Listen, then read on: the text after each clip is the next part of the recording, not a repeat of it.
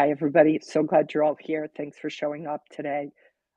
This is Trader Confessions. It'll be with me and JJ today.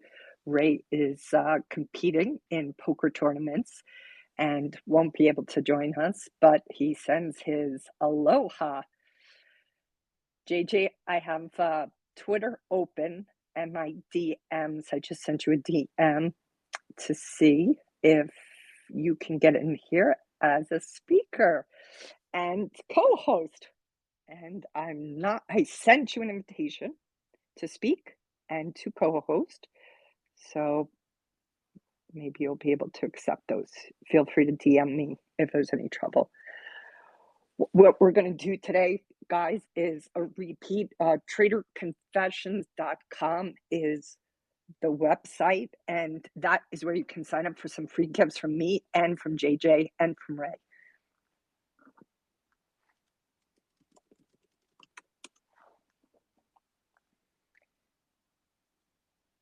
I think JJ is telling me he can't hear me. So can you guys hear me? Can you guys like clap or put up a heart if you can hear me, just so I know that it's working?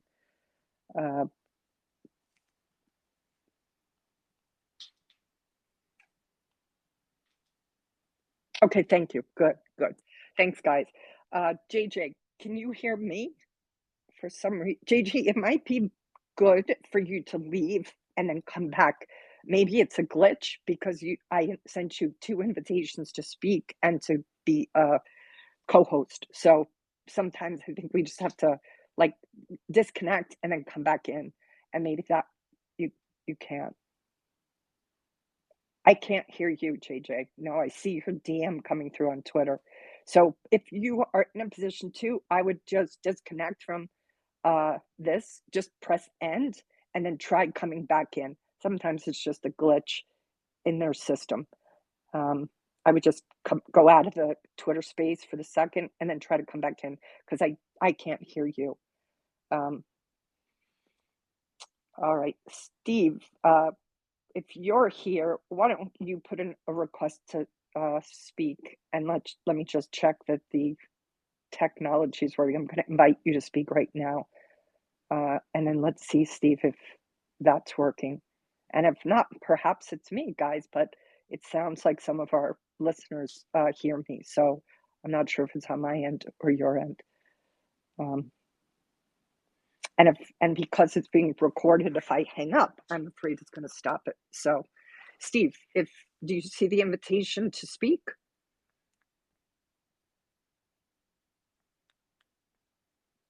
Sorry, guys, for the technical difficulties. I don't know what the issue is.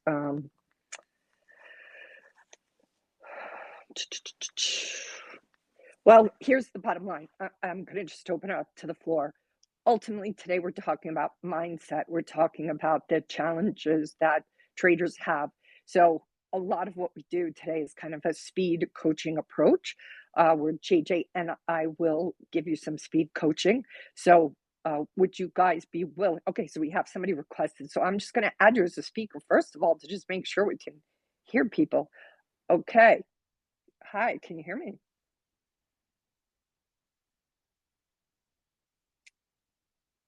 I'm not sure what happened to him. JJ, I don't know. Maybe it's something on my end, but that listener that I just tried to approve didn't come through. So, geez Louise, all I can think of. Hey, Fabian, can you help me out right now? Fabian, I'm going to invite you to listen because I'm having some glitch issues with not hearing JJ. So I'm going to invite you to speak, and I'm going to ask you if you can hear me.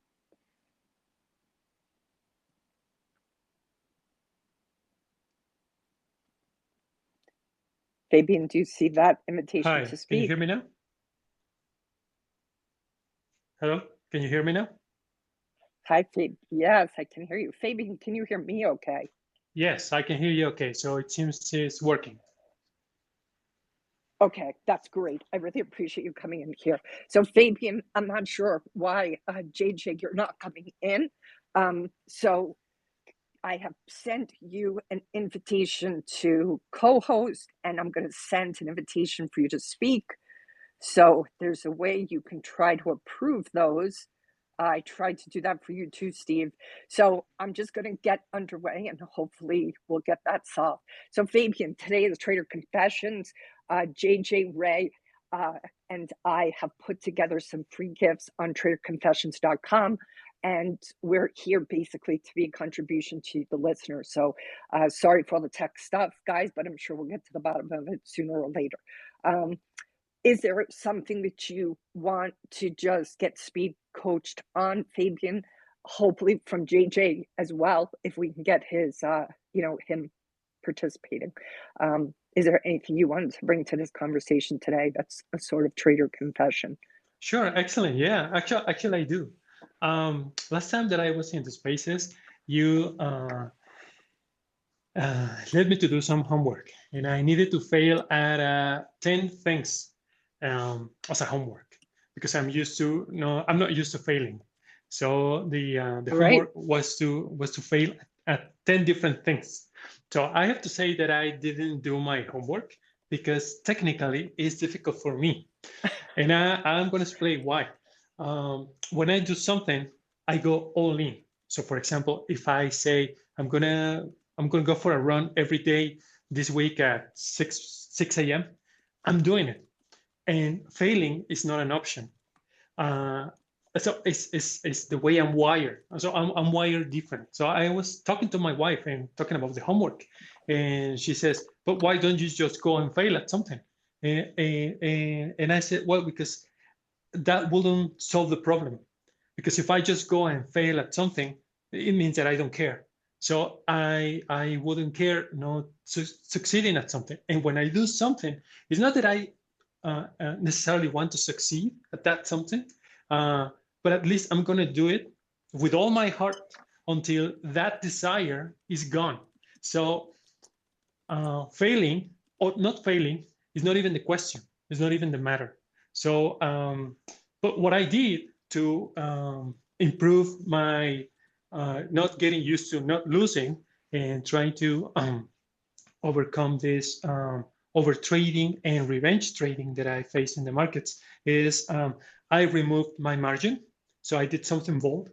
I removed my margin 4 months ago, and instead of trading, I just watched the markets all day long, and I didn't trade at all. So 2 days ago, I asked my margin to be set again, and so far I'm green these 2 last days, yesterday and today. So I guess at least I removed my desire for revenge in the markets. Okay, I hear you, Fabian. Of course, I'll be curious what JJ has to say. He just went out of the room to try to come back in to see if we could get him, to speak. But the first thing I think that I want to speak to, and play with you a little. This is a playful response, okay? You did fail. You failed doing your homework. So well done. That's correct. Yeah. So well done. Here's the thing. It isn't about failing for failure's sake. The reason I gave you that homework was because often we attach our value to our success, our value to winning, and that could get in the way for all of us in life, never mind in trading. The reason I wanted you to get comfortable with failure is specifically because I want you to be comfortable with your humanity, because you're going to always be human. You're going to always be fallible. That is part of being human, part of living. And I want you to start to get comfortable with the humanity side of yourself, because that means you'll be comfortable. You're not going to want to, potentially take it out for a long walk at night, but you're going to be able to be with the parts of yourself that you don't want to be with, which is what failure brings up, that you're human, that you're fallible. So I'm so glad you're here, JJ. Hey, So glad you come back and you're a get, co-host. How you get, doing? great, aloha. I don't know this. Aloha. Oh my Aloha. God. Oh, the tech is killing That me was this so hard. afternoon. I'm so sorry. Good Leatherface, grief. I'm so sorry. I I could just I it apologize, just there's everyone. glitches in Twitter. I don't even think it's your fault. I truly think there's some glitches in Twitter that just are they're still working out the kinks. So I'm just so glad you're here. So here's the long and the short. I'm going to give you a abbreviated version. Good stuff. Fabian was on our last Trader Confessions call, Okay. and I gave him a homework assignment to fail 10 times. And he came in today and said, I didn't do the homework because I don't want to fail and I don't like to fail. And I don't think that'll solve the problem. So I just gave him my 2 cents. What's your 2 cents?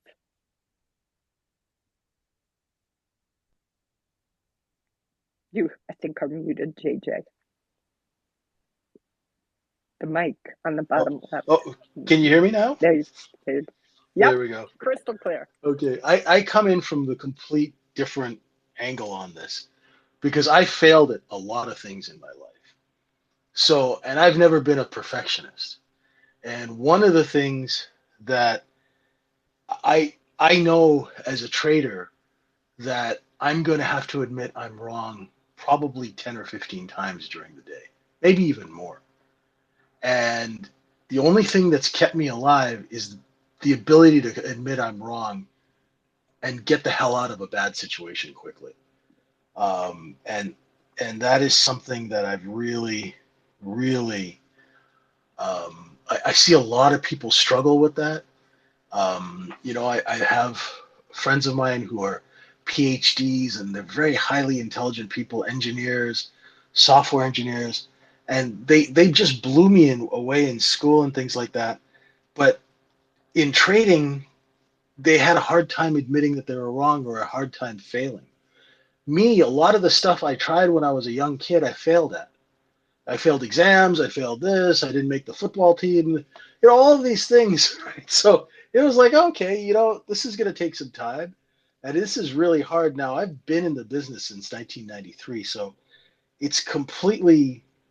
I'm kind of raised in a different um, environment than retail traders. I come from a place where I've seen brokerage firms fail. I've seen clearing houses fail. I've seen I've seen traders blow up, take down brokerage firms, like massive, huge losses, into the tens and 20s and 50, $100 million kind of losses. So, we learn very quickly on the other side to admit you're wrong. Another thing, too, in a lot of these big firms, a lot of firms are, if a trader gets into trouble, they'll take that position away from that trader and give it to someone who's not emotionally attached to it. Does that kind of make sense? Mm. Right? It makes So, total sense to me. yeah, Fabian, are you still here? Yes, I'm here. I'm yeah, listening. yeah. How does that land? What JJ is sharing? Absolutely. Actually, that one thing, that one bold thing that I did was to remove my margin so that I don't revenge trade and try to force trades that don't Yeah, exist. And in a sense, that's what JJ is talking about. right. So they have somebody else that removes their buying power. Yeah. So that's what I did for myself. Now, and the other thing too is a lot of the times we get into trades, and a lot of people don't know this because they really don't understand that there is a business agenda that's moving the chart that you're trading, right? There are people who are moving the chart to accomplish an agenda, and that's why price is moving. Sometimes we have no business being in the market. Sometimes when the markets are choppy, sometimes when they're indecisive, there is something that is going on, and a lot of people can't recognize what's going on, and they just jump in there blindly and they're trading it based on a moving average or whatever the case may be. And that's fine. I'm not bashing that. But I think if you understand things like inventory, where the stops are, just simple mechanics of how the business works and why. See, a lot of people forget it's a market. And what is the goal of a market? A market is to buy a bunch of cheap crap, mark it up, and sell it higher for profit. right? Whatever kind of market you're in, stock market, futures market, whether you're selling rugs or wigs or spices or whatever, right? You buy it in bulk, you mark it up, and you sell it. And that's what's going on in these markets every single day. And a lot of people don't even understand that. And they find themselves trading and revenge trading and boredom trading and all of these things that they go through because they don't have a fundamental understanding of why price moves, right? Everybody, and the people who say that it's random or, you really can't tell what's going on in market have just immediately showed you they have no clue what's going on in markets, right?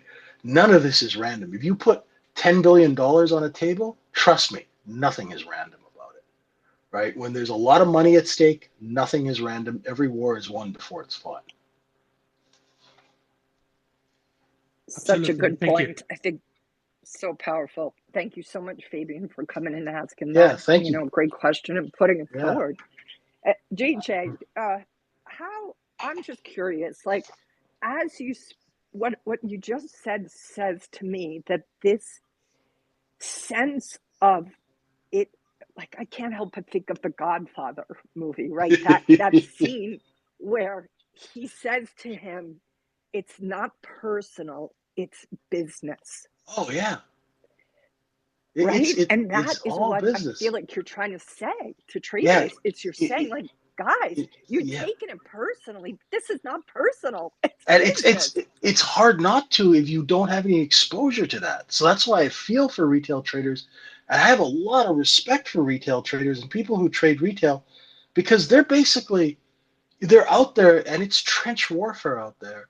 And the guys on the other side have ICBMs and tanks and missile launchers and automatic weapons, and you're out there with a plastic fork, or I mean a plastic spoon. You don't even have a fork, right?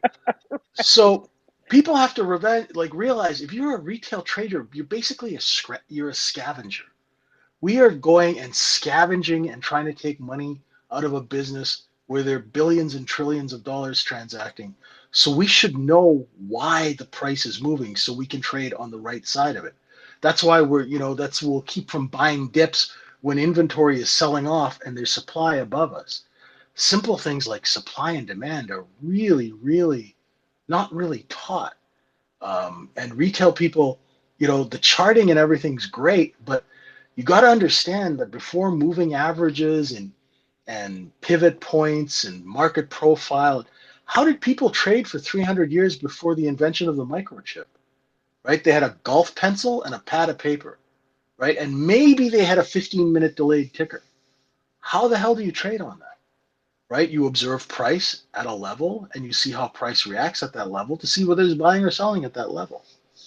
Right? And that's we need to know where the buying and selling is in a market so we can get in front of it. Right? Because we don't have the ability to move the market. And there's also times when those large traders are working out a level or something where we have no business being in the market because we're just going to get chopped up. Right? And a lot of folks don't understand that, there is some times where that's why they say be patient, but they never tell you why you need to be patient. You need to be patient while the large prop traders, wholesalers are putting together their position. And once they're done putting their position together, it's like, if you own a convenience store, it's like these guys are going to Costco to get cheap product, and then they're going to take that cheap product and mark it up and sell it to whoever's going to buy it, right? So all of these Yeah. things are, they're like Kim's great because she brings the the psychology of it, and I'm a mechanic. Like my job is to get in there and my whole job was forensic trading, building short squeezes, and selling hundreds of millions of shares for people who had invested in the companies or in early stage investors to get them liquid. So I have a deep understanding of the mechanics, the clearing system, how markets work, how to create a short squeeze, all of this crazy stuff. And that's what I try and teach everybody, with Ray and stuff like that to help them. Then you can add your charts and all of that. Once you understand the motivation and the agenda, because make no mistake, there is an agenda. There is an agenda every day that these things trade, whatever you're trading. The people who have the size have an agenda to either move that, get rid of it, park it somewhere. There's always something going on, and that business is constantly evolving. And then it depends on the order flow that comes in that allows them to accomplish their agenda.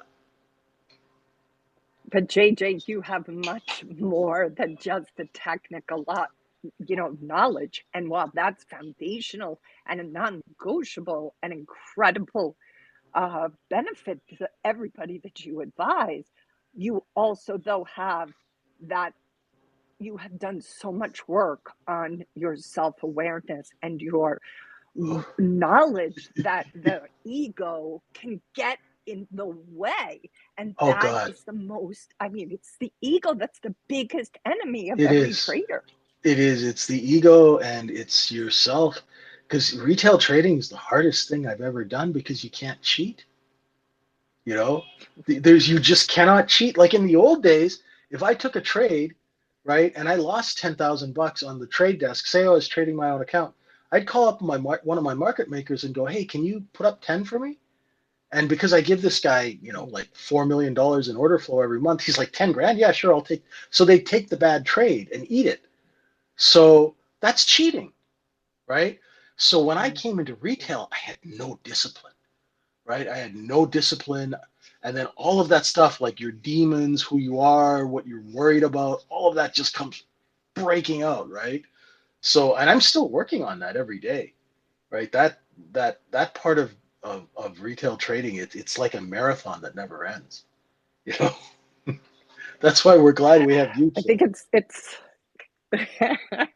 well, you're very kind. I just think that the heart of this conversation, and if you guys are enjoying this conversation, please be sure to tweet it out to your followers, to get those who are on Twitter right now able to be part of this amazing conversation, especially with JJ's incredible vault of knowledge. I mean, he has paid the piper more than once to get this education that he has now. And so please do tweet it out. And if you haven't gone to traderconfessions.com and sign up for the free gifts, you have 2 incredible videos in there from JJ and a couple of things from me, the Wall Street coach. So please sign up there. But the thing that's most pronounced to me, JJ, that I'm hearing today, thanks to Fabian's question, is that this, I think what can easily happen because people give this so much time, those who really are serious about trading, it becomes your whole life, like your whole Yeah, extension of yourself. It becomes you. And it that, does. while I completely can understand that, I can also see how that can blind you to think that it's about you as opposed to it's Oh yeah, like this moving epic waterfall that doesn't really see you. And that's yeah. part, like, do you see what I'm saying? It's like Oh it's yeah. not about you, it's about No. this, and you have Yeah. to, do you see what I mean? Oh, definitely. And it's very easy to kind of lose sight of that because you get wrapped up so much in your P&L and the mistakes you made, Yeah. or if I've seen people on a winning streak who just, I had these, if you guys have ever seen The Wolf of Wall Street, there was a girlfriend and boyfriend team who worked for that firm, and then they were stock promoters, and they ran a boiler room in Miami, and this was in the late '90s, and they would make every morning they would sell $200,000 to $300,000 worth of stock because their boiler room would bring in buying and they'd sell stock, and then like clockwork, these 2 knuckleheads would, because they were a little nuts, they would try and retail trade Amazon or one of the high flyers, the late '90s, and they would lose at least 150 grand every morning, right, and give it back, right? Now they didn't care because companies kept giving them free stock because they were promoting and they always had income, Right. right? So, but they were just, I'd see this and I'd be like, Jesus, the guy used to call himself Florida, and because he was banned from trading, and so he was trading under a fake name. Of course, my boss, and we were like, oh, like my brokerage firm was like the Oakland Raiders in the '70s. Every banned illegal arms dealer, trader, stock promoter, ex That's amazing. dictator they all traded through my firm, right? So like all Oh my my clients God. made Motley Lex Crue. Luthor. Oh God. Oh yeah. It was just like they made Lex Luthor look like a nice guy, right?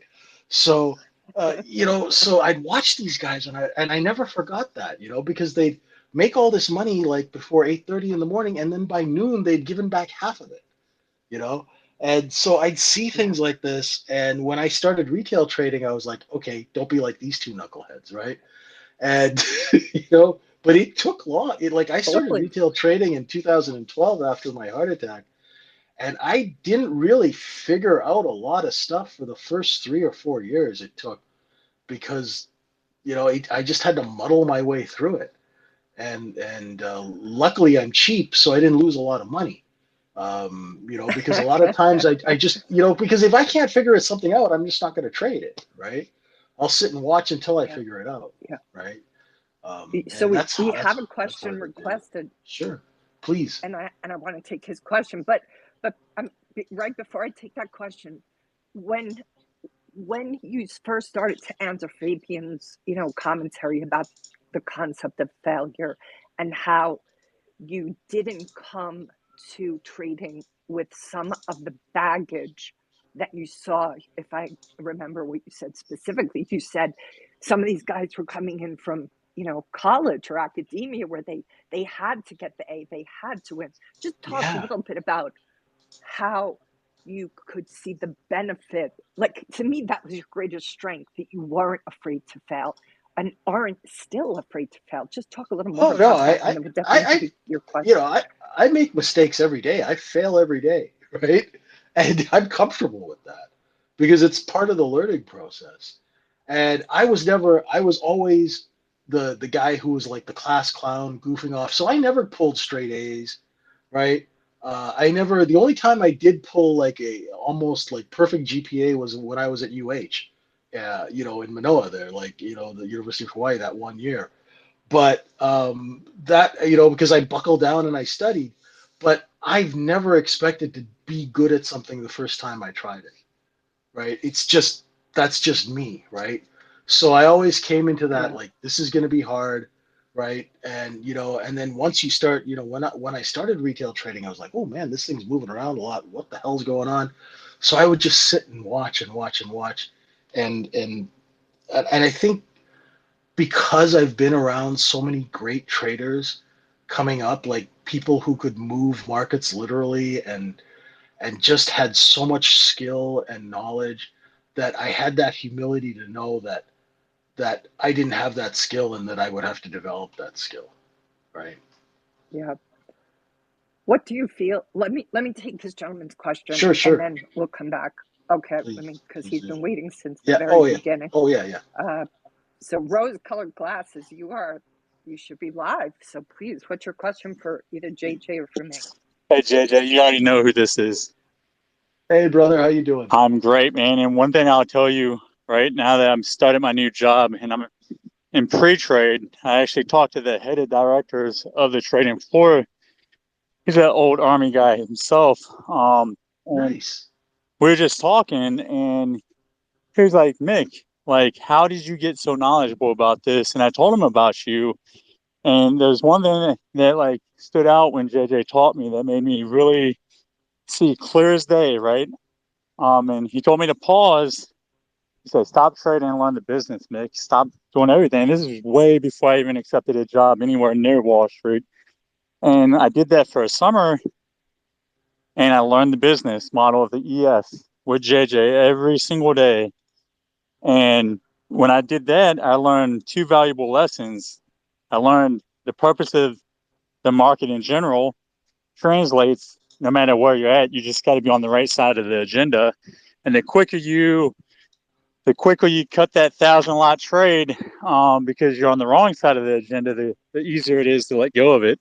The second thing I learned was always use protection. And in this world, protection doesn't have a stop like in the world I'm at now. Protection Yeah. is like, if you're not making money on this trade, you better be making double amount of money on the other side of that trade, which is the hedge.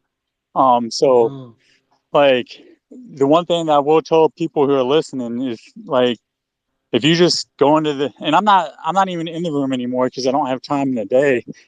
But like and if you and just probably compliance too. yeah, there's a big issue with that. But if you do listen to JJ, just go in there, take notes, and stop trading. And like the one thing I realized is emotions aren't a thing if you know what the business is. It's like if you take this as a true business and a profession, like there is no emotions. And that was easy for me to do, which I totally understand it's harder for others.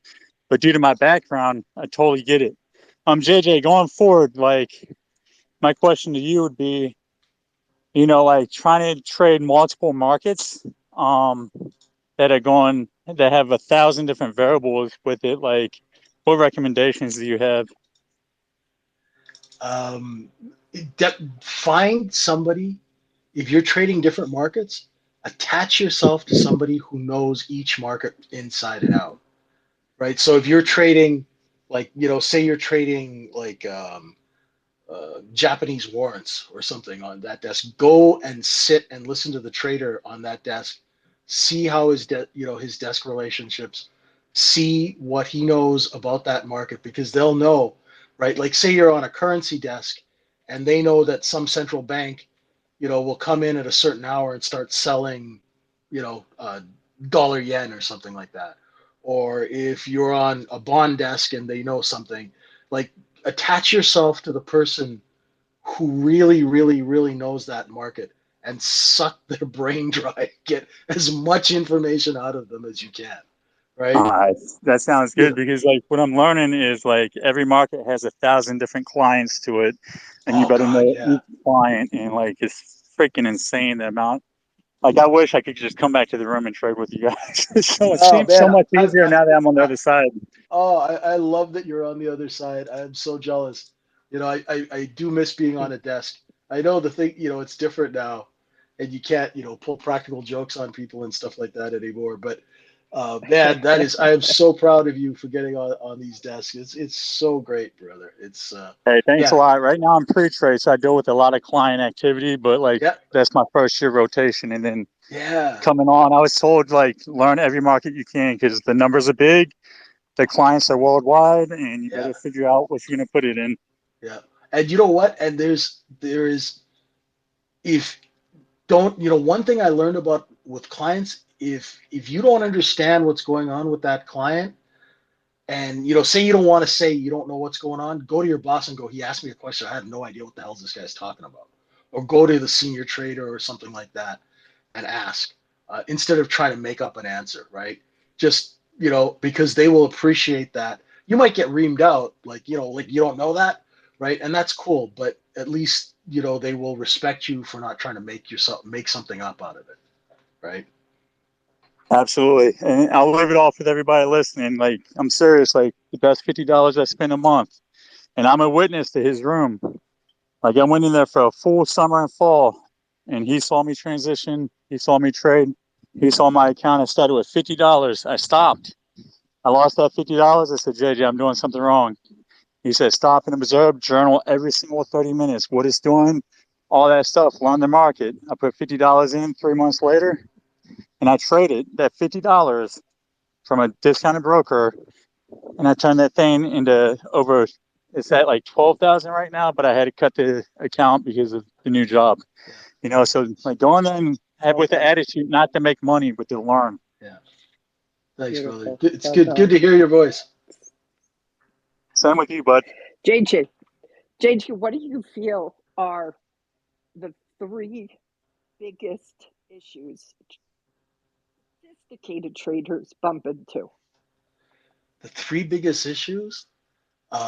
Number one is, I'd say risk, right? The concept of not putting money at risk when you don't know what you're doing. That's number one. Number two is, um, definitely over trading, you know. And number three is really not understanding the business that moves the chart that we're trading. I think those are really big issues. When people start, when I show them, hey, this is what's going on right now, they'll be like, oh, okay, right? Nobody ever said that before, and I find that really, kind of interesting that there's a lot of these trading rooms and trading places and educational people that don't teach people why a chart's moving, right? And if you kind of understand how, how the cake is baked and how it's made, gives you a little, then you won't go reaching into the oven before the cake's baked, right? And burn your hands, right? So I think those are kind of the things. Number one is risk. And my whole thing is this whole retail trading thing, it's all about keeping your money intact until you actually know what you're doing so you can actually use your money intelligently and make good business decisions, right? In That's the this hardest thing. environment with all the, the transition that's happened these last few months, what is your advice to those sophisticated traders who perhaps, did all that work, right? And now they're looking at a very different environment. When you're a It sophisticated is trader who's seeing the market change, how do you still honor that concept of risk like you're speaking about? size down. You have to size down. If you're sophisticated and markets are changing, because markets will always change, they change as the agenda of the size traders who move them change, right? Right now we have, we went from 4,800 in the S&P, all the way down to what, 30, under 3,700. That's a huge move, right? And we were telling people in our room in October and November that the market was going to come off after the first of the year because it had been marked up on no supply. Then as soon as we started taking out swing lows, we had supply above us, and the market completely changed the way it traded over from the last 18 months. And I even found it like I noticed that markets will change week to week sometimes, and every couple of days the price action will change and the way things move and the reaction at levels will change. You got to size down. You have to size down if you're a sophisticated trader. Cut your risk and sometimes spend time watching and seeing what transpires, and then you'll be like, oh, okay, this is what's happening. And what I find, and I get into trouble to tell people not to trade a lot, right? Because people are like, oh, you're trading, you run a trading room, you should be telling people to trade. I'm like, no, listen, sometimes if you sit and watch a market objectively without the weight of a position on your head, number one, you take that bias away that you're going to be taught, you're going to be like thinking about your position and whether it's making money, and you're going to be biased because your position has to make money, right? So if you can sit and objectively look at things, the information will soak in a little easier. You won't be as stressed out. So when you actually see it clearly, the trades you take will actually be better. Like when I start trading every morning, I do the 7:30 a.m. London pre-open for the London Open, and we do it on Zoom. I always just trade one or two micros, just to see whether my brain is working, whether I'm seeing the order flow, Mm, if I'm trading too yep. early, all of that stuff. So I'll just trade cheap, right? If I lose 15, $20, then I know, I'm not really quite on the ball yet. Maybe I haven't, maybe I didn't sleep enough. Maybe I haven't, and then I'll slowly get into it. There's never any rush because there's going to be millions of trades. So there's never any rush. And if you miss a trade, big deal. It's like missing a subway. There's always going to be another one, right? And you got to remember, it's not like Yep. the circus. It's not going to fold up and go to another town. It's good. The market's going to be there tomorrow, tonight. It's not going anywhere, right? It's a circus that never leaves town. If you guys are enjoying this conversation with me and JJ, please be sure to tweet it out to your followers to bring more people into this room to get this man's incredibly expensive education. He has paid so many prices for his education, and so you don't have to. And do sign up for our information. There's a market profile training from JJ. It's a video on our traderconfessions.com website, and you'll get that and some free tools from me as well. So, JJ, we do have a request to someone else to ask for some input. I'm going Sure. to add them as a speaker now. Cruz, can you let us know your question? How you doing today? Oh, hey guys. I think it like muted real quick when you put me on, but What's up, guys? JJ, Kim, appreciate you guys. I was actually a member in JJ's room for a little bit, and I soaked in all the knowledge and everything in there. But I just have and it's absolutely awesome the mindset and everything, the way that you guys look at stuff. But the way that you're looking at things is very much equity derived. So my question is more, it seems like nowadays that derivative market is driving the equity market more, and how much weight you put in that, and if you believe that to be true or not.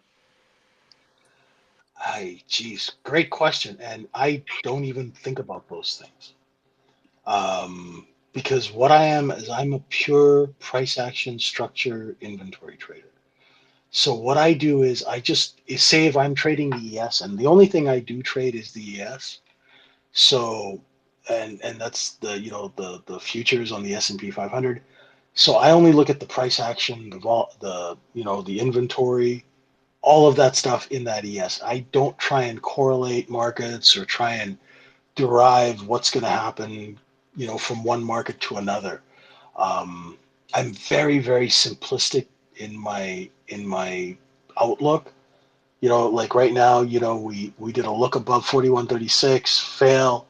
So I'm looking for a little liquidation, and I came up with some levels. I found a little bit of a balance over the last 3 days, and if we break out, from that balance, I've got targets to the upside and downside, and I'll trade those accordingly. So I don't have a macro view. I don't have those kinds of views because of my age and because of my health, I close out my positions every day so I can sleep at night. So not really the best guy to ask that question. We have folks in our room who actually have, one of our guys just sold a massive prop partnership. And, we could have him reach out to you if you want that question answered. But that's not something I'm equipped to answer. Cool. No worries. Like I said, I just wanted kind of like your personal outlook on it, because, like, for example, today, like our big put open interest was at 408 on the SPY, right? And is it coincidence that we closed right above it today? So, Okay. and then it does correlate, like, quite a bit to the way that you look at things. So Okay. it's Yeah, pretty no. nice. So Yeah, appreciate your see, insight. no problem. Yeah, I never got into the whole options, the data that options gives, but we do have people who can help with that if you reach out. Be happy to help out.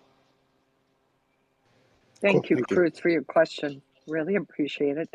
Gonna see, we have a follow-up, looks like from Fabian here, who's our first question. So I'm gonna add you on. And if anybody else has any question for JJ or me around mindset, we would love to take those on. I'm gonna add you now, Fabian. So hopefully that'll work. Hi. Thanks again, Kim. And I only wanted to say thank you for Seems to be a delay. for your book. There And you are. I'm enjoying it a lot. And the question is for JJ Thanks. is there a way to know the historic float on a ticker? The way to know the float? The historic float. The historic float. Aha, great question. Okay, let me I'll explain how that works.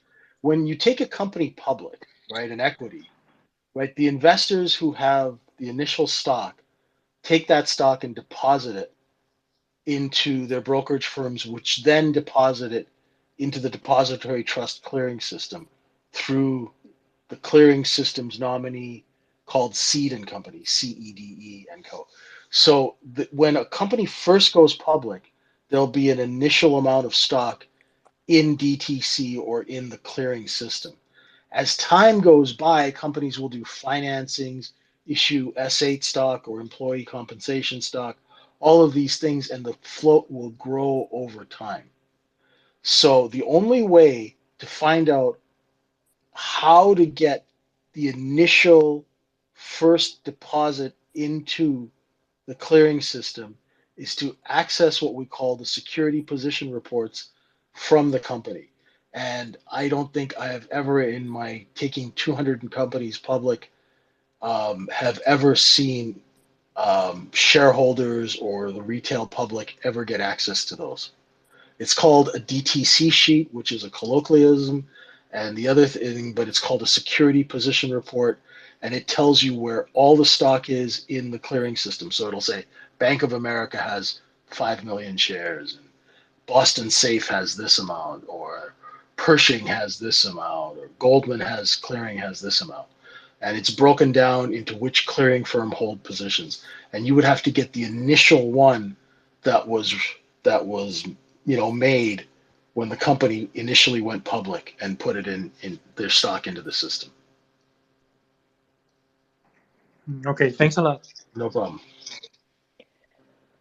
Oh, another way you Thanks could so look much, at that. Fabian. Oh, sorry. Another way you can kind of get an approximation, Fabian, is if you're looking at a public company, look at their original SB2 filing, right? Look at their original SB2. It'll say the amount of capital stock that investors are going to resell, and then you can look at Yahoo financing to see what the current float is and work your way back.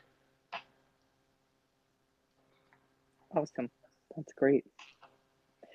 JJ, what have you seen by way, and just a friendly reminder, if you guys want to raise your hand to address a mindset issue, please just put up a little request and I'll get you in to talk to JJ and or me. What I'm just kind of curious, JJ, the last couple of months, what do you feel is the hardest thing? Like you said, sometimes I say things like even don't trade, and that gets people annoyed or frustrated, like they're like aghast that I may recommend some days it's best not to trade. What's another piece of advice or wisdom that you kind of are scratching your head? Like, how come people don't listen to that, especially in these last few months with all that's going on? Is there another piece of advice that people seem to resist? Yeah. The piece of advice is to not get don't get starry-eyed about price action, because remember that it's a market, right? And how do you advertise to get people into a market? You take price higher, right? So that gets people. People will follow price. Just like I when I worked in nightclubs, right? I'd go to the nightclub at 9, open the doors at 10 o'clock. We'd start a lineup. Even if there's nobody in the club, we'd start a lineup, and people would start lining up, right? And Yep. so you got to be careful. These ranges are very, very big because we don't have investment money in this market right now. This market is driven by momentum traders with ridiculous amounts of money and even more ridiculous amounts of credit.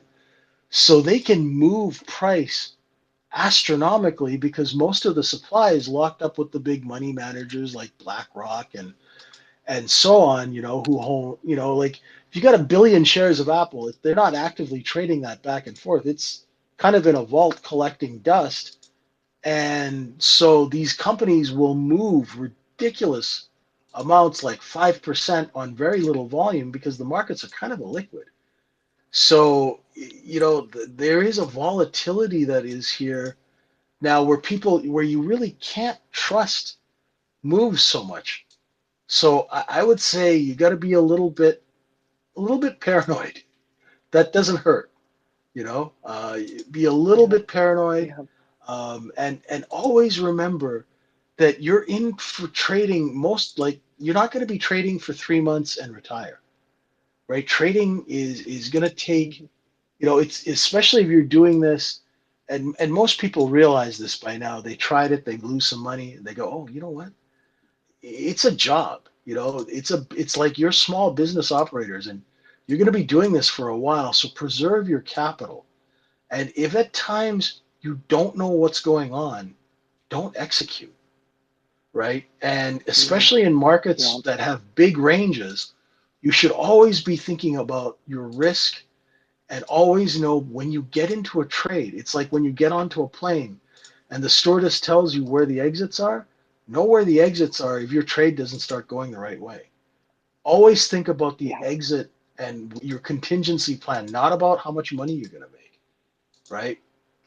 Always have an exit so you know where that exit is, and be prepared, to bail on that trade so it doesn't, eat you alive. That's, I was very fortunate to do a talk for the Money Show, thanks Hmm. to all of your introductions. So thank you for that. They were wonderful to work with, by the way. And that That's all talk Steve. was specifically, So Steve's amazing. Steve is he amazing. is. He is He Mr. is. Connector. He is the No connector of kidding. connectors. Oh yeah. Oh my goodness, he's just the best. So we talked. Ultimately, the conversation was how what you're speaking to here, like if you're getting into a trade, don't be attached to it. Know where the exits are. And one of the things that I, try to put in front of every client is a universal needs list, because often what I see, JJ, is that a client isn't getting a need of theirs met in their personal life or in their professional life, and then Mm, they try to get that need met in their trading or their investing, yeah. Yeah. No, and it just is that's so definitely that. costly. Oh God, yeah. I mean, if you have a need for action, go take up base jumping or dirt bike riding or something like that, right? If Exactly. don't try and get, you know, don't try and get your kicks in the market, right? And if Yeah. one thing I will tell people, and until you become consistently good at this, profitable, and have that professional mindset, if you're upset about something, if you are freaked out about something, if you got a bill that you need to pay, if there's stress on top of your head, it's going to make retail trading even harder. And it takes time, and it's easy to say, oh, you should just trade anyway, right? But it takes time before people, um, you know, uh, you know, develop that skill of being a professional, right? Yeah. So if you were having a tough day, like say you had a big argument with your girlfriend or your wife, and you sit down in front of that computer, you might not be thinking clearly, right? And you might not be able to Nope. separate work from that, right? So if you're in times of emotional distress, like we have one of our members who trades like multiple funded accounts, really good trader, and he's in the room, like he's like an 18-hour a day guy. His dog died, about a month ago, and he was really Oh attached to this God. dog, and he was grieving. So he actually did the right thing, and he didn't trade. You know, Thank God. and Thank yeah, God. yeah, Yeah. I see that often with traders, even experienced sophisticated traders will, one gal that I wound up coaching had been like kind of a weekend warrior. She was, did those like parachute jumps, oh rock yeah, climbing without being harnessed in, but she oh hadn't boy, been able to do that during the pandemic. And so she came to the conversation, I'm taking unusual amounts of risk in my trading. I don't know why. And yeah, then, of course, as we started to talk, it became apparent her need for adventure was not getting met in her day to day life anymore. So she was trying to get it met in her trading account, which would make total sense. yeah. But that's not the place you want to go get adventure met. Oh God, no, no, no. And the other thing is one thing I will say. Now, I do have um, a different perspective because when I was a young kid, the guys who taught me were these savage, ruthlessly cheap old men. Guys who were worth 400, 500, 600 million dollars, but they took the bus to work. And they bought their suits Oh, like God. three for $99 kind of thing, right? And their houses were decorated in the 1960s, and they wouldn't let their wives update the furniture. And they still Oh, drove God. like they were so cheap. Like they'd charge you for photocopying, and they charge like you might make that God. firm 200, 300 grand a month in commissions, or even 5 million in commissions, but you had to pay for coffee. So Oh, my God. so What the be hell? cheap. Yeah, be like that. Be ruthlessly cheap when it comes to your Yeah, stops and it comes to your capital, right? It can only help. for sure. For sure, for sure. Okay, we're going to add Chris. He's been waiting patiently. What's your question for either JJ or me? How are you, Chris? Glad you're here. Oh, hey. And just How are y'all doing? Good. doing good. What's your question, Chris? Good. So, I don't know how much you look at the metals market much, but I was wondering if maybe you could shine a little bit of light on the disparity between like how the world and the central banks and everybody's investing for the most part in the U.S. dollar, and then you have gold where it is like a reserve currency, or not a currency, but you know what I mean. It's a place where it's like a safe haven, and it goes up and it makes sense, and then it goes down. And it's like, okay, that doesn't make as much sense. So I was wondering if maybe you could kind of make some sense of that a little bit, like when you're looking at more of a long-term bias. Oh gosh, I wish I could shed some light on that. Gold is something that I've never traded. I've mined for gold. I've I've funded companies that mine for gold, but I've actually never traded the gold market, or the futures market. So I'm really not, you know, I don't have the knowledge to answer that question, unfortunately. Um, we should get like a macro person on one of these spaces things, Kim, and that would probably help. But We'll that one's that. above my We'll above my pay grade, definitely. Yeah. No problem. We got lots of questions here. We're gonna go to Zep999. I'm gonna add you as a speaker. What's your question, Zep? Hello, this is Seth. Can you hear? Hello. We can hear you now. Oh, cool. Awesome. Thank you, guys. JJ, it's Seth from the room. Kim, I really appreciate everything you do. I follow you, and you've been a super huge help for me.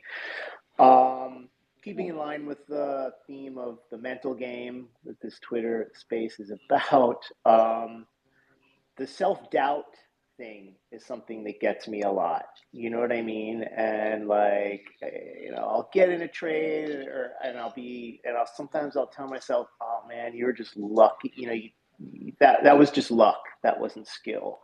It's like that negativity, that negative voice in my head that I don't know if you guys have any things or exercises or something to kind of try and like just kind of quiet down that that bad wolf talking inside of you. Yeah. JJ, do you want to speak to it first? I can only tell you from my experience, when I started retail trading, it was probably one of the lowest points of my life. I had just had a heart attack, died, come back to life, had a quintuple bypass. My best friend in the entire world, who was my business partner, stole $20 million from me. And I just tangled with the Securities and Exchange Commission, and my wife was ready to leave me. So I had a huge problem with like self-worth, and and I was in the top 10 traders at one time.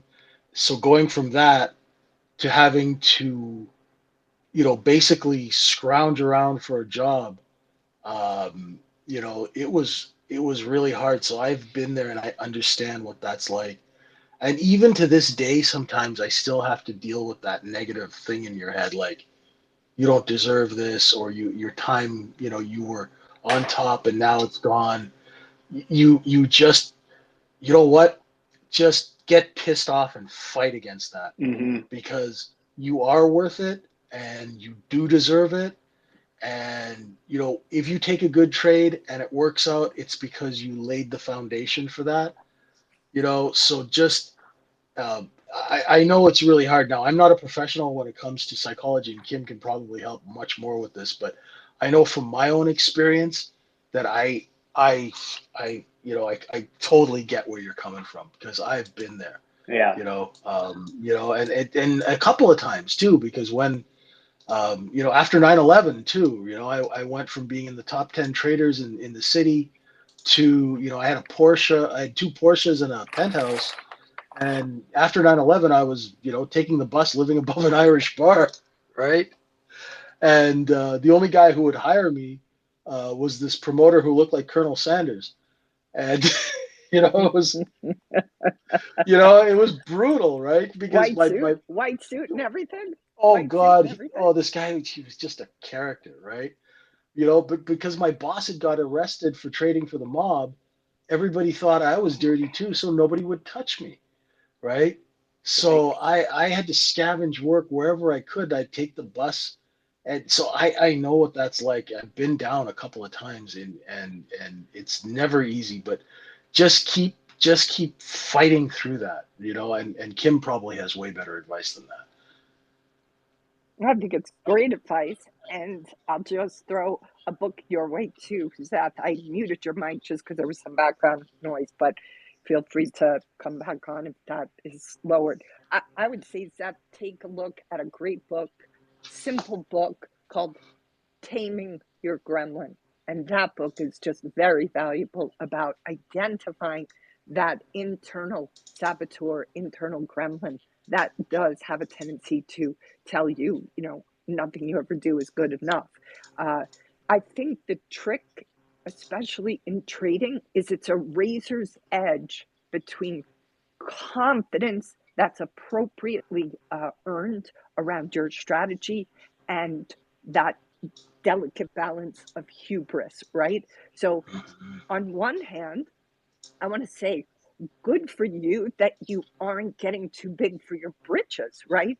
Other people could have the opposite challenge where they're like, oh, it's just me. I'm so smart. I actually am a master of this market. That is just as dangerous as thinking you don't know anything. But they are both the extremes of two places. And what I'd love you to come into is a place of neutrality where you have an appropriate confidence that you've earned because you spent the screen time or the time studying your patterns and getting the evidence, and then learning how to calm down those inner gremlins that make you doubt that obviously earned perspective that you did just make a good trade. It's just that delicate balance between those two places. But that book has helped a lot of people, certainly helped me personally, tame my gremlins internally. So does that help? That's great. Yeah, that's super awesome. I'm gonna check it out for real, definitely. I'm trying to stay neutral. I'm trying not to celebrate too hard when I win. You know what I mean? But But also this is the not same. try to But beat this is the myself same up too thing. much.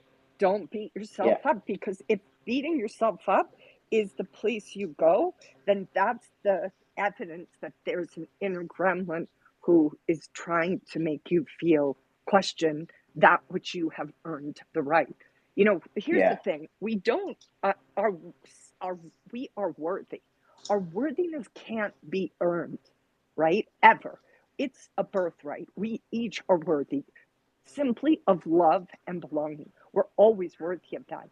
But when you are a trader, you do have to earn the right to trade. You do have to earn the education to trade a specific way or multiple ways. That does have to be earned. The challenge is most traders will collapse earning that right to trade to be, good at it, so to speak, with their self-worth. And that's the problem. They don't go together. Earning your self-worth can't be earned, but earning your right to trade confidently does have to be earned, but they are different. So just make sure they're not conflated for you.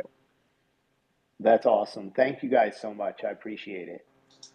Thank you so much. Stay in touch. Let me know how that book goes. I will.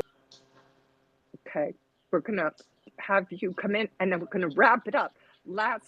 Before we take this last question, please, if you haven't signed up for Trader Confessions, please do. You'll get a great trader tool from JJ, and I have two tools in there: a trader check-in for you guys to kind of check in where you are emotionally or psychologically before you jump into the market, as well as a pre-market checklist that again lets you just make sure that you're not doing like JJ said, coming in, having had a fight with somebody and trying to, get your, cup filled of respect as you sit down to be in the market, to make sure you get into it as neutral as possible. So if you haven't signed up for that, go to traderconfessions.com. Please do.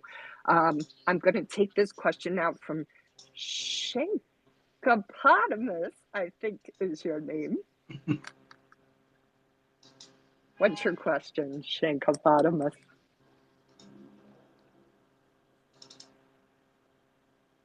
You want to unmute yourself to ask that question? I'm sorry. How about that? Thank you, That's Kim okay. and JJ. Perfect. Appreciate you Sure. guys putting this together, and it's a privilege to say thank you, JJ. Your concepts have really played a big part in turning my trading around, especially around inventory and liquidity and understanding the business of how the charts are made. So big thank you to that. Especially the first interview you did with Kim. I think it was the very first one. I still go back and listen to that. But at any rate, my question now is kind of going from just a developing trader to really having my own edge, my own system, and being consistent. And now my biggest problem is not being wrong, but being early. And kind of question for both of you, Kim, from a psychological standpoint, just comments on that where you're right and you're proven right almost every time, but you're early, so you're wrong, or you get too big, you get front side. Mm-hmm. And then, maybe for JJ, do you still fight with that? I fight with being early every day. That is my biggest problem. I'm always early. And my being early comes from it when I was on the trade desk, if you didn't answer the phone on the first ring, you were fired. And if you took longer than 30 seconds to do a trade, now I'm talking phone trades where you pick up the phone and you hit a market maker. If it took you longer than 30 to 40 seconds, you started to lose clients and you were fired. The other thing is I used to have my first client was a Swiss banker who would he would wake me up at 3 a.m. screaming his orders at me. So he would scream at me because I would have to get on the phone and get a fill while he was on the other line and report the fill to him. And if it wasn't fast enough, oh my God. So I learned to be very, very quick. And that has really been a problem in retail because sometimes I'll jump in too quick, get stopped out, and then the trade will work out because I haven't let the size traders do their business enough and they haven't put the position together, and I'm early because I'm always taught to get the jump on everything. So I always have to hold myself back a little bit. Then I hold myself back too much and I miss the trade. So finding that balance is something and it'll change depending on the price action. Like just as you're getting in the groove of timing, the price action will change and you have to start all over again. So I know exactly what you're doing, what you're going through with that. And in those situations, because I will always test myself, and then if I find that I'm jumping in too early, I will always, like those early trades that I take every morning or as soon as I sit down and start trading, it's all about size. So I'll always test the market with a micro or two. So if I do screw it up, the losses are very, very manageable, right? And then if I find out that I'm doing that, like say I take say I take 3 stops in a row, right? I get stopped out 3 times and then the trade works out. Then I know it also depends on the time that you're trading. Like if you're trading in Globex at 2 or 3 in the morning, it's going to take longer for those moves to play out because there's less people to participate to give order flow to the size traders so they can work their agenda. Right? Yeah, that makes sense. So, a lot of that is time of day too. So you think, is it the time of day? Is there a lot of people around? What's the volume? How's the price moving? You open up a time and sales, not to look at the time and sales, but use it as a speedometer to see how fast the market's moving. And if it's moving real slow, you might have to wait a little bit, right? And it's that execution part is kind of a lifelong thing because just as soon as you get in the groove with the price action, the agenda changes and the price action changes, right? And we have to adapt all the time, right? So I hope that helps. Yeah. And don't, always try and when you notice that, because once you start becoming seasoned, you'll understand and you'll see the price action changing. So size down until you kind of got the rhythm. Yeah, thanks. That's something I've been doing is starting in absolute tiny size and as a Yeah, predominant large cap short seller, I'll scale in kind of exponentially. So yeah, if I'm wrong, I'm bringing my average up, but then I leave yeah, a third of my size for the backside when I'm right, and just trying to yeah. average into that top. But good to know the Right, experienced guys right. still struggle Yeah. there. Yeah, and the other thing too is if you're trading equities, you can watch the time and sales because the prints will tell you a lot, That's what I right? If do. you're a short, yeah, if you're a short seller and they're price improving off the bid, you know that they're working orders underneath, right? Hmm. So if somebody hits the bid and the bid's 5 and it prints 501, 502, they're price improving, which means you've got size behind it.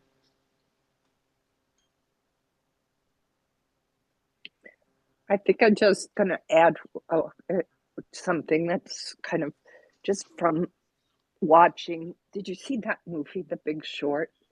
Mm-hmm. Shanka Of course, has. who hasn't? All right. Okay. So, you're watching Michael Varhey, the character that, he's being what's the actor's name who's playing him? You're watching him be early, basically. We're watching the pain of his. Oh He God. knows what he knows. He is correct, but he's early, and he keeps walking out of that office every day, putting that negative blah Yeah. blah blah percentage up on the whiteboard. So being early can kill people. Like he was so lucky. He was right, but he was early. He clearly wasn't too early because it worked out for him, but could have easily gone the other way. Oh So yeah. I don't think that is, you're conscious of it. That is half the battle. Be conscious of it, but also look at the fact that if you're right now, am I correct from what you said at the start? Is that you're not getting in? Are you not getting in, or are you getting too early? You're getting in too early when you Yeah, first spoke. Well, I'm usually starting in early and then usually scaling a little bit too quick to where by the time the trade's really starting to take the turn, I'm kind of at full size and I haven't given myself enough wiggle room. So lately, I'm leaving some 30% of max sized where, you know what, I'm not going to touch that unless I absolutely have to add later and hopefully add on the backside. But usually I'm right and I'm just not being patient enough, like he said. And something JJ so said made sense to me was let the big money do their business and don't try to get squashed while they do it. yeah, yeah. I would also recommend perhaps you start to really journal and track exactly how you feel and what happens when you listen to it and when you don't. Start to just watch that nuance, because this is the part that, look, it takes time, but I really advocate traders start to tune in to those emotions, because that emotion is ultimately going to be your friend if you learn how to listen to it. But you got to track it, you got to test it, you got to push and pull. What is that capability?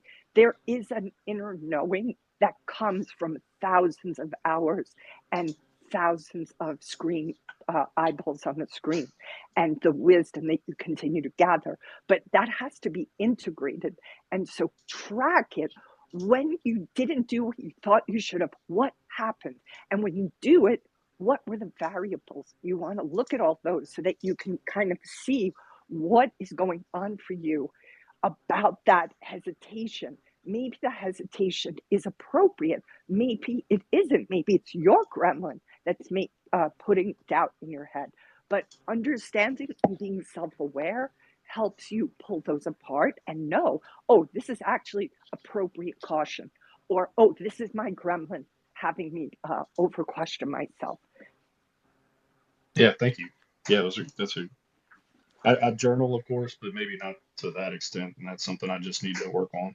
But yeah, thank you just both. just because this is so important to you and it's your, the question you're bringing forward, I would say definitely track all of that, what's going on for you.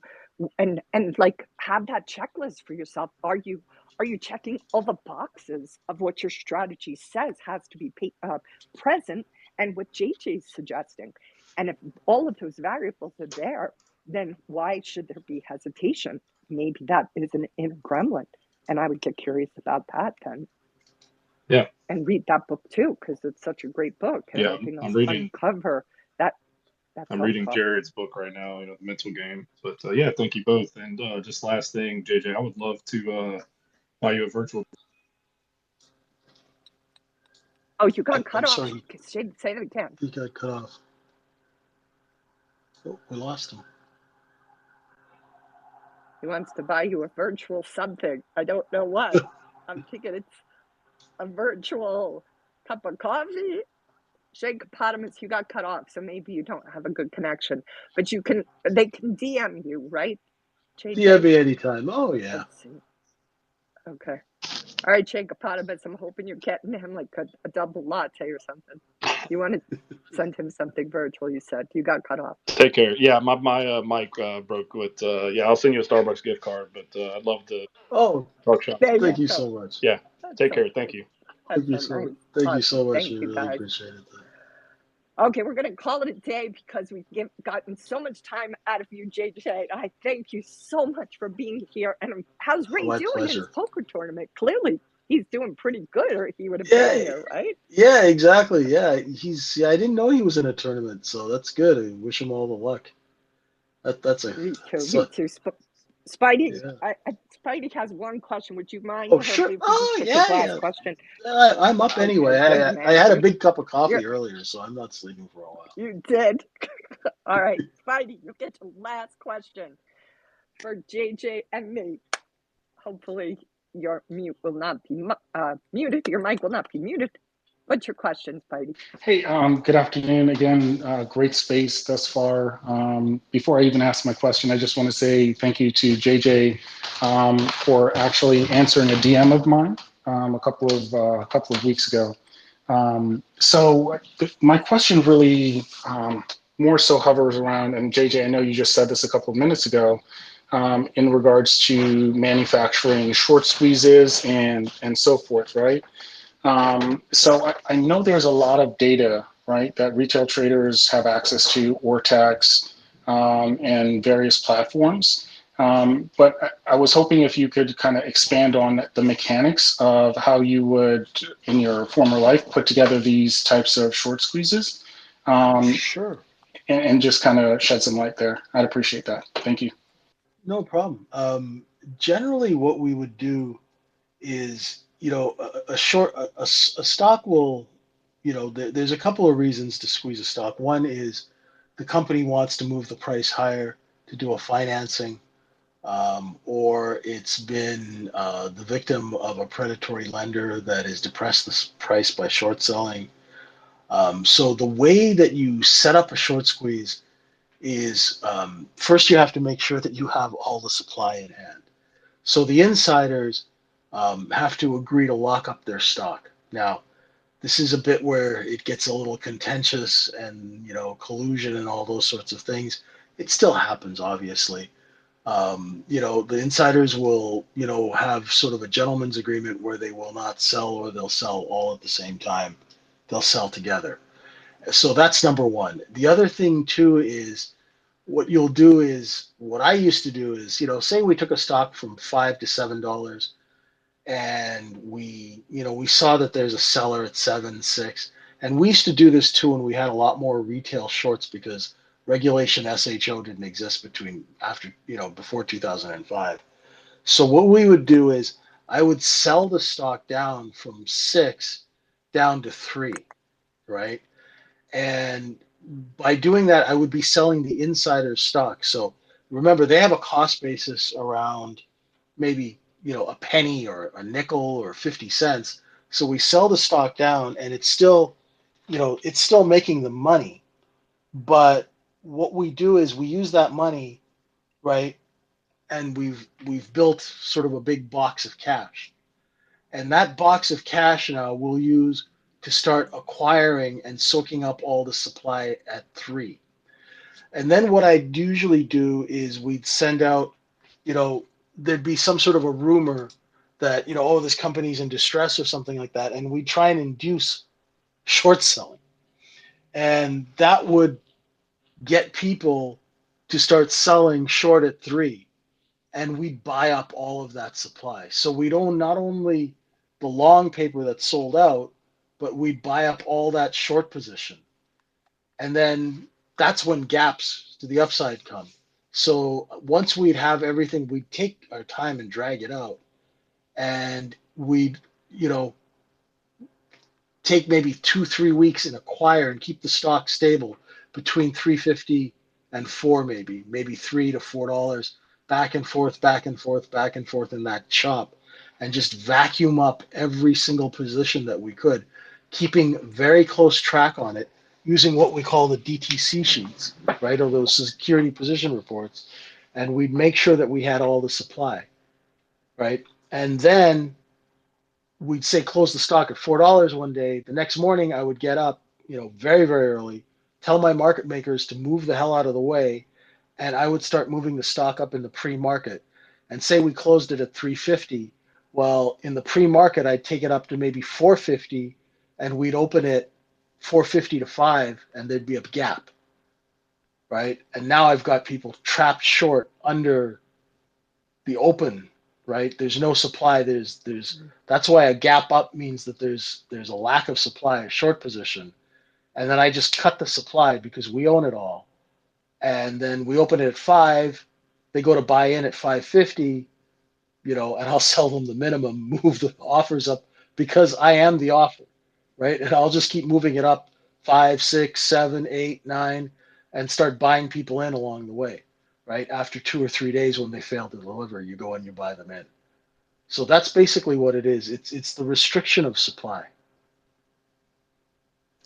No, awesome. And that was a fantastic example of the plumbing. So I'm like, while you're talking, I'm jotting some of this stuff down. Right. So the other follow-up question that I would have is and again, with your experience, right? You have these different platforms. Again, I'll use Ortex because that's the one that pops into my mind, where they talk about, the amount of shares that are on loan.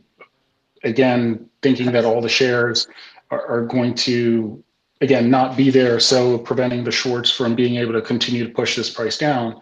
Do you think those things for retail traders help or hurt in these situations as far as identifying short squeezes, or do you think those platforms are in a sense used to maybe trap some retail traders and make them bag holders? I really am very wary of these platforms because unless you have access to a company's security position reports, or what we used to call in the old days the DTC sheets, it's very hard to know what has actually been loaned out truthfully, right? And what has been, it's kind of tough information to get. I'm surprised that these places are saying that it's public. The best way to find out if there's a short position is to look at a chart, right? If you see all of the supply, like if you look at a stock and you can see that it's traded under $5 for 3 months, and then it makes a move higher, the supply is under 5, right? The best way to look at this stuff is through price action and through looking at the chart to see when the market goes down, where the short sellers will come and bid, that support, that will tell you that there are shorts trapped underneath a certain level. I show this in the TPO or structural charts or market profile charts really, really help because they show things like single prints, in a distribution profile, which shows you that shorts are trapped or longs are trapped. And like for in the S&P right now, in the ES, we have 9 short positions underneath us. That's why the market is having a hell of a time breaking 4080 or 4076 because there's so many people trapped short over the last 2 weeks that every time the market comes down there's responsive buying because the shorts are always Johnny on the spot, ready to buy first because they're trapped underneath. So that's the easiest, most objective, and cheapest way to find out where there are short positions or not by how something trades.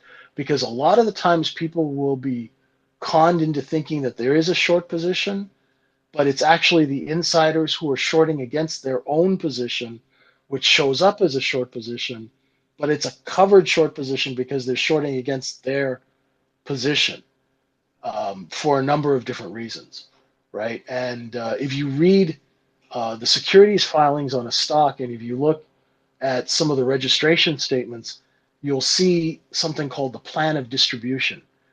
People should read that and see how the insiders are allowed to short against their positions or enter in short sales contracts to distribute their stock. It's something not a lot of people talk about, but I mean, I used to sell stock for a living, right? And so that's just one of those things that a lot of people aren't really told about. No, and I unbelievable how you just kind of led me down this hole to my next question, right? Because I'm a Spidey, huge my proponent. friend, Yes. go ahead, JJ. Are you okay to stay longer? If Spidey, you have another I'm question, is what I'm hearing. I'm You're fine. okay? I'm fine. I'm fine. My girlfriend is Okay. asleep. I'm Okay, fine. Spidey. All good. Yeah. All right. I promise Go ahead, you, Spidey. this is the last question. It's cool. It's Okay. cool. Don't Okay. worry about it. So I'm a huge proponent for reading the filings, and trust me when I tell you, when I started on this journey, difficult as it is to read through some of the legal jargon and just all of these different things. So I know you just talked about the plan of distribution, right? In these, so quick and easy, is this stuff like, again, for taking a company public, for restricting the amount of shares that there are so you can create a market, is that spelled out in the filings, or is it at least hidden somewhere in the filings to where No, if you those are discussions that the insiders they will meet and discuss how they are going to distribute this stock, right? okay, That is something that we're not privy to, because you got to remember the people who fund these companies, right? Going public for them, the stock market is an exit strategy. It is a liquidation creation strategy. So the smart money who funded these companies in early stage can get out of their investment into the retail flow, right? That's how an IPO is. So the nature of those discussions, how they enter into short sale agreements with broker dealers, how they loan out their stock, all of those things we're not privy to as retail traders. That's why it's great to read the filings and do all of that sort of thing, but it depends on what kind of trading you're doing. Now, if you're looking for if you're a short seller and you're trying to short long term and you're looking for supply like financings or convertible debt, where they're creating stock, or large S8s, like if you looked at PLTR for the last year, how they had an S8 the size that could choke a dinosaur, so they were selling free stock into the float every single day. Things like that you would see, and then you could ride the short down. So it all depends on what kind of trading and time frame. If you're day trading shorts, I would stick more to price action and charting, because reading those filings is hugely time consuming. But if you're a position short, that if you're managing a fair amount of money and you're taking a view that this company is going to whiff on its earnings, or it's not spending its money judiciously, or there's some sort of weird fraud in accounting or something like that, that's another story, right?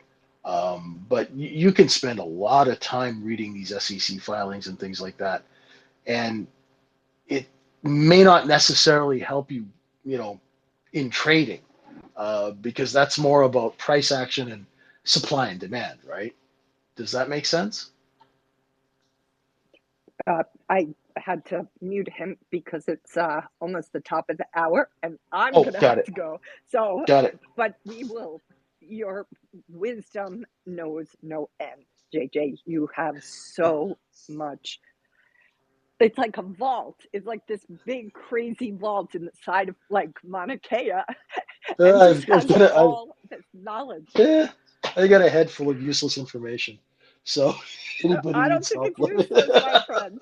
It is not useless. It is, I mean, I could just feel his excitement, Spidey's excitement. He was like, you have given me the keys to the kingdom. And a lot of people say that to you, JJ. A lot of people say that to you all the time. And I just also appreciate the mindset and the wisdom you've had and the journey you've had on that emotional intelligence side. Like, it just speaks volumes about you. You're truly a Renaissance man. You really are, JJ. Thanks, sister. Really appreciate that. It's the truth. It's the truth. Well, we did way longer than I expected, but when you get JJ, it's hard to let him go. So thank you. We're sending lots of good juju to Ray, who was going to be part of this call today, but is in the midst of probably kicking ass in a poker tournament. So he's gonna probably make some money on his Let's hope tournaments. so. And we'll do this again soon. Please remember, guys, if you haven't signed up for traderconfessions.com, JJ has a market profile training there for you. It's a video. And I have a trader check-in and a trader checklist for your EQ side, so that you go into the market as emotionally intelligent as you can be. We will wrap it up there. Please spread the word if you like this, guys, and then let us know, and we will do it again. JJ, it's always a pleasure. Always Thank a you so much, pleasure. Kim. Mahalo. Thank you so Mahalo. much. Thank you so much. Sorry. Mahalo to you, and of course you still remember a hui ho, so I'll say a hui ho to you. All right. Till we Have a meet good again. night. Okay. Definitely. All right, Thanks, you too, everyone. sir. All right.